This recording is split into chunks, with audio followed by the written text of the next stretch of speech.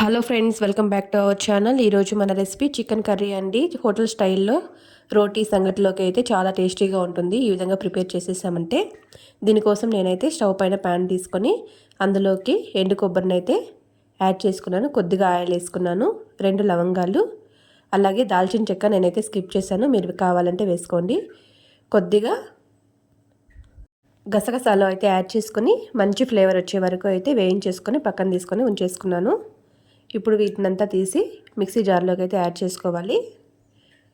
ఇందులోకి మనము వెల్లుల్లిపాయలు అలాగే ఉల్లిపాయలు యాడ్ చేసుకొని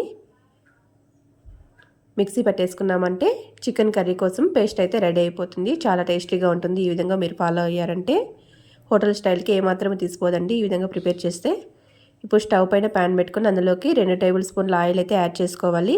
ఇప్పుడు మనం ఆల్రెడీ ప్రిపేర్ చేసుకుని ఉంచుకున్న పేస్ట్ని అయితే తీసేసుకొని యాడ్ చేసుకోవాలి. ఈ పేస్ట్ మొత్తము ఆయిల్ పైకి తెల్లే వరకు అయితే మధ్య మధ్యలో కలుపుతూ వేయించుకోవాలండి. ఫ్లేవర్ అనేది చాలా బాగా వస్తుంది. మనం ఆల్రెడీ అవి వేయించుకొని తీసుకున్నాం కదా, అప్పుడే అరోమా చాలా బాగా వస్తుంది. ఈ విధంగా ఆయిల్లో మొత్తం కలిసిపోయే విధంగా కలుపుకుంటూ అయితే సన్నని మంట పైన వేయించుకోవాలి. ఆయిల్ మొత్తం ఇలా పైకి తేలుతూ ఉన్నప్పుడు కొద్దిగా పసుపు యాడ్ చేసుకోవాలండి. పసుపు కలర్ కోసమే.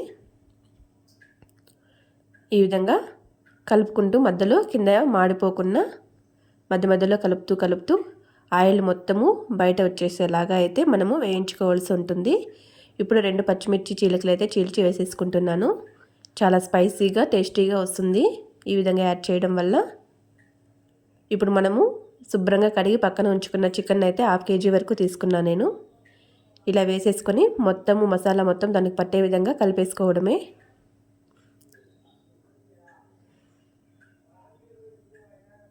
ఇదంతా మీడియం ఫ్లేమ్లో పెట్టుకొని చేసుకోవాలి, ఎందుకంటే మసాలా ఉంది కదా, అది మాడిపోకుండా ఉంటుంది. ఇలా ఆయిల్ మొత్తము బయట వస్తున్నప్పుడు కొద్దిగా ఉప్పు అయితే యాడ్ చేసుకోవాలి. ఉప్పు ఈ స్టేజ్లో యాడ్ చేయడం వల్ల చికెన్కి బాగా పడుతుంది. చికెన్ మ్యాక్సిమం ఒక 70% వరకు ఆయిల్లోనే వేగిపోతుందండి, ఉడికిపోతుంది కూడా, మెత్తబడుతుంది. కొద్దిగా గరం మసాలా యాడ్ చేసుకున్నాను.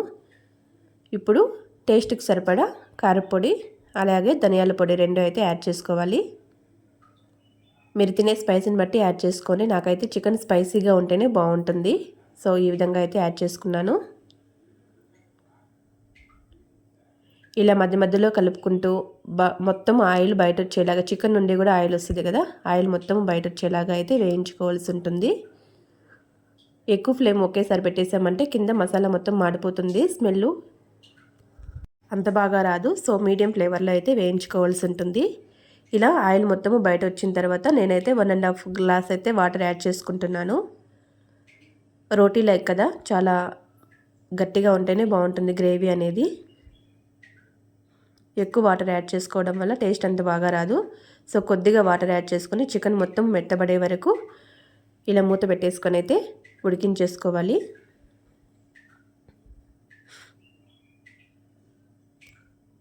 ఒక 10 మినిట్స్ తర్వాత మూత తీసామంటే ఇలా ఆయిల్ మొత్తం బయట వచ్చేసి ఉంటుంది. ఇలా ఆయిల్ మొత్తం బయట వచ్చిందంటే చికెన్ మొత్తం ఉడికిపోయిందని అర్థం.